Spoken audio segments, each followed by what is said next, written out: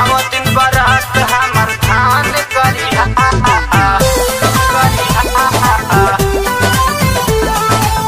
नियम से माई के पूजान करिहा। सुनाए मोर सैया बेजाना कुछ रुपया, प्रेम से बोलो मैहर वाली मैया की। सुनाए मोर सैया बेजाना कुछ रुपया, करब नवरात्र के पूजा घर आवताड़ी मैया। ओ भेजा तानी दुखी जनी मान करिहा निमन से माई के पूजान करिहा। नव दिन बरात हमर धान करिहा नियम से माई के पूजान करिहा माई के पूजान करिहा।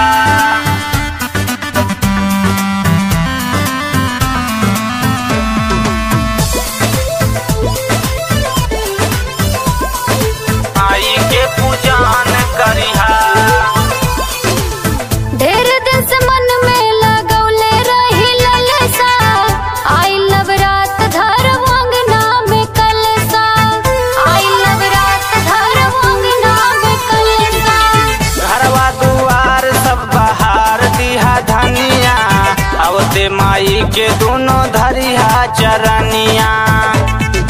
आई है मैया मोर अंगनैया करब सेवादारी, नव दिन पचरा गायब सुन के खुश हुई है महतारी। ओ पूजा में आतर कबो जान करिहा निमन से माई के पूजान करिहा। हो नव दिन बरात हमर धान करिहा निमन से माई के पूजान करिहा माई के पूजान करिहा।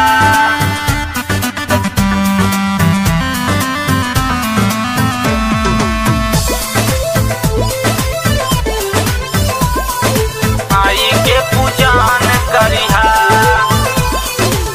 घिउ के दियनिया दोनों बेरा जराइब, हलुआ पूड़ी से माई के भोगवा लगाइब, हलुआ पूड़ी से माई के भोगवा लगाइब। दुनिया में माई के महिमाया पार बा, इनके कृपा से अपन खुशी परिवार बा। शक्ति सूर्य माई के चढ़ावे ले चुनरिया, गंगा राम त बनल बड़े माई के पूजरिया।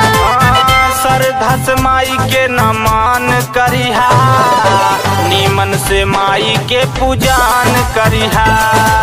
नव दिन बरात हमर धान करिहा निमन से माई के पूजान करिहा।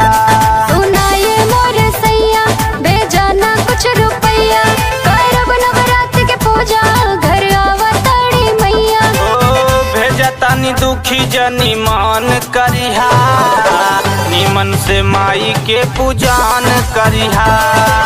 नव दिन बरात हमर धान